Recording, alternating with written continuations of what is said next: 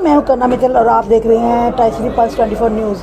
आज हम खड़े हैं वार्ड नंबर 3 में और हमारे साथ हैं भाजपा पार्षद के प्रत्याशी श्री सुरेश कुमार वर्मा जी।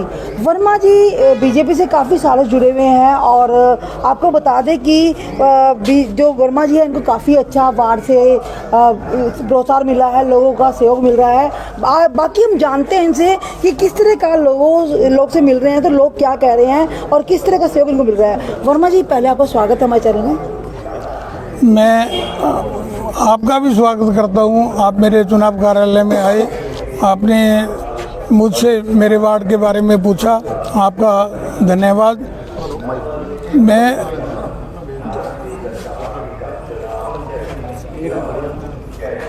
मैं आपको बताना चाहता हूं कि मैं भारतीय जनता पार्टी का, जब से भारतीय जनता पार्टी 1980 में बनी थी तब से मैं भारतीय जनता पार्टी का सिपाही हूं और 2 बार मैं जिलाध्यक्ष रहा हूं, प्रदेश में मंत्री रहा हूं, प्रदेश में महामंत्री रहा हूं, प्रदेश में उपाध्यक्ष रहा हूं और नोटिफाइड एरिया कमेटी का एमसी भी रहा हूं। उसके बाद 2014 में जब ज्ञानचंद गुप्ता जी ने पंचकूला से एमएलए का चुनाव लड़ा, तब वो मेरे को पंचकूला में ले आए। तब से मैं भारतीय जनता पार्टी के भिन्न भिन्न पदों पर रहा हूँ। मौजूदा मैं वरिष्ठ उपाध्यक्ष हूँ भाजपा जिला पंचकूला में और 2020 में मुझे वार्ड नंबर 2 से टिकट दी थी। मैंने अपनी वार्ड की जनता को जो उस समय वादे किए थे, मैंने वो 100% पूरे करके वहाँ पे मेरे को अपनी म्यूनसिपल कॉरपोरेशन से प्रशंसा पत्र भी मेरे वार्ड को मिले हैं और अब वो वार्ड पहला के लिए रिजर्व होने के कारण मुझे वार्ड नंबर 3 से टिकट दिया है। मैं जैसे वार्ड नंबर 2 में भी 24 घंटे अवेलेबल रहता था, ऐसे ही मैं वार्ड नंबर 3 में भी जनता के लिए अवेलेबल रहूँगा, क्योंकि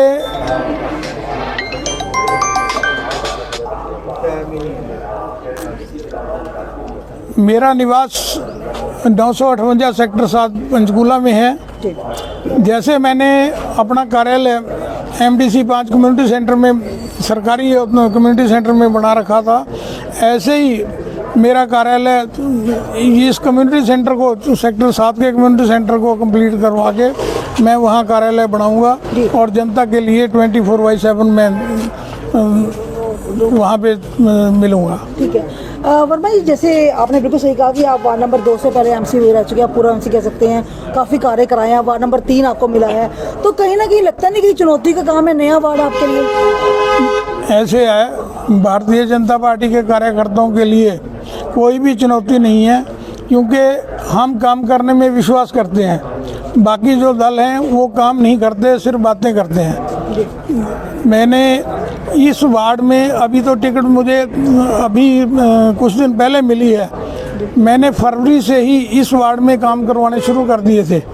जैसे कि यहाँ से मार्केट सेक्टर 8 की मार्केट एसोसिएशन ने मुझे एक मांग पत्र दिया जिसमें उनके कुछ काम थे, मैंने तुरंत वो विदिन ए वीक, 1 हफ्ते में वो काम करवा के दिए और जो भी काम बकाया रह रहे हैं वो सारे काम लोगों के सहयोग, अपने कार्यकर्ताओं के सहयोग से, यहाँ आरडब्ल्यू जो है उनके सहयोग से, मार्केट वेलफेयर एसोसिएशन है उनके सहयोग से, सामाजिक संस्थाएं, उन सभी के सहयोग से जो भी वो मुझे सुझाव देंगे मैं वो सारी डेवलपमेंट करवाऊंगा। सदन में मेरा काम करने का तरीका आप लोगों को सारा पता है कि मैं सदन में कैसे अड़ के काम करवाता हूँ। वर्मा जी, ये तो बात हुई कार्यों की, आपने बिल्कुल सही कहा है कि काम कराने के लिए निष्ठा होनी चाहिए, काम हो जाते हैं, मैं बिल्कुल सही मानती हूँ। मेरा प्रश्न ये है वर्मा जी, एक वाकई में ये बात बड़ी चल रही है कि जो सुरेश कुमार वर्मा जी है वो यहाँ के नहीं है, बाहर से हैं, तो काम कैसे कराएंगे, तो इसको किस नज़र देते हैं आप इस बात को? ऐसे है, मेरा निवास स्थान इस वार्ड में है, मैं जब इस वार्ड में रहता हूँ तो मेरे को इस वार्ड के काम करवाने में क्या दिक्कत है? जबकि मुझे अभी तक टिकट नहीं मिली थी, तब भी मैं इस वार्ड के काम कर रहा था।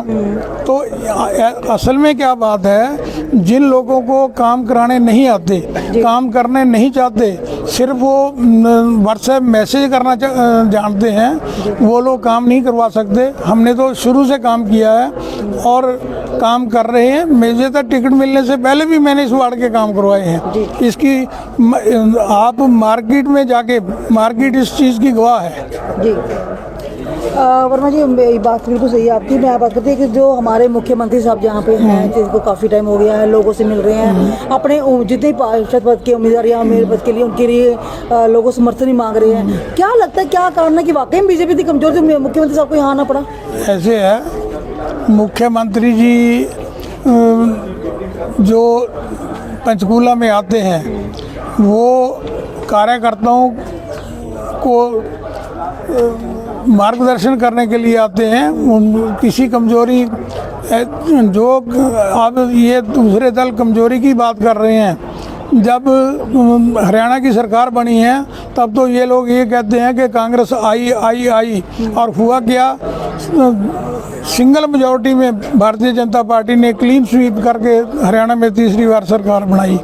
ये तो इन लोगों के सारे भ्रम हैं, जनता को भ्रमित करके ये सोचते हैं कि जनता हमें वोट देगी। मैं अपने वार्ड वासियों से यही अपील करता हूँ कि आने वाली 10 मई को वो मेयर का वोट भारतीय जनता पार्टी के उम्मीदवार हमारे बड़े भाई श्यामलाल बंसल जी को दें, और पार्षद 3 नंबर वार्ड से पार्षद का वोट वो मुझे दें। हमें दोनों को दिया हुआ वोट ये सारा विकास के लिए काम आएगा।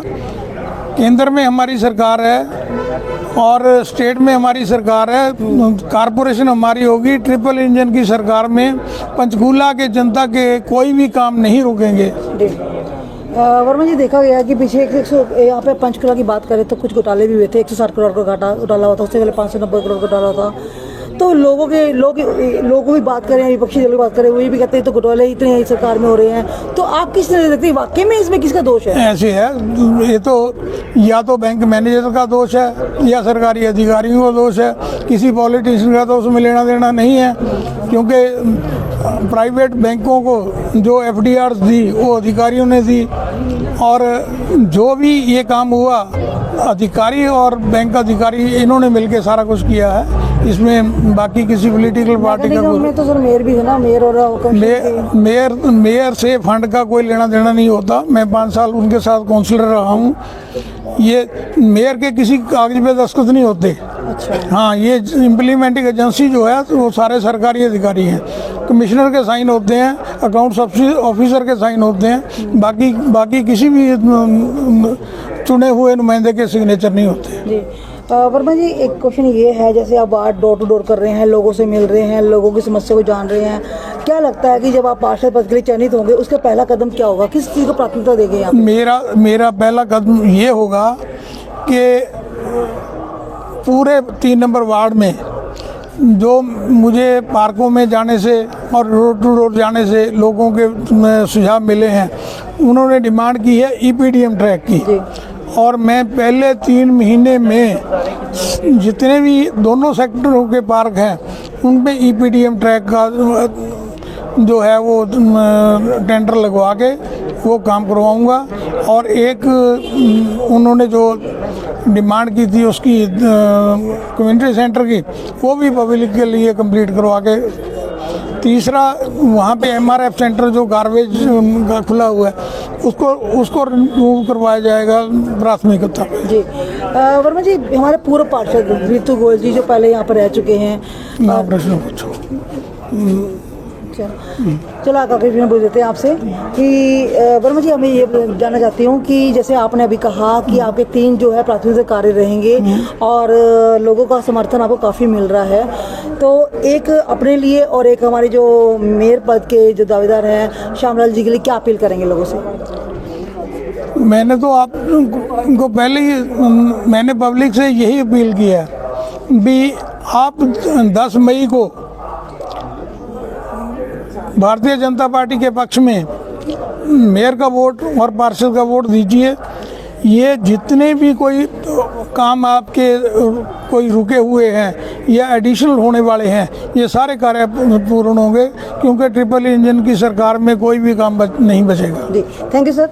तो ये थे हमारे साथ वर्मा जी, जिन्होंने बताया कि किस तरह से इनकी जो 3 काम है इसको प्राथमिकता दी जाएगी, और एक तो पार्कों का काम है और एक दूसरा काम इन्होंने कॉमेडी सेंटर का बोला है, उसका निर्माण किया जाएगा जो अभी काफ़ी खस्ता हालत में है। तीसरा उनका है कि जो यहाँ की सफाई व्यवस्था है उसको दुरुस्त किया जाएगा। इनका कहना है कि वार्ड के लोगों द्वारा इनको काफ़ी प्रोत्साहन मिल रहा है, समर्थन मिल रहा है, और इन्होंने अपील भी की है कि जो हमारे मेयर पद के दावेदार है और जो वार्ड नंबर 3 से वर्मा जी है, इनको वोट देने समर्थन देने की जो बीजेपी ने इन पर विश्वास जताया है, तो इन्होंने जनता से अपील की कि वो भी इन पर विश्वास जताए। मैं चैनल 24 के लिए करना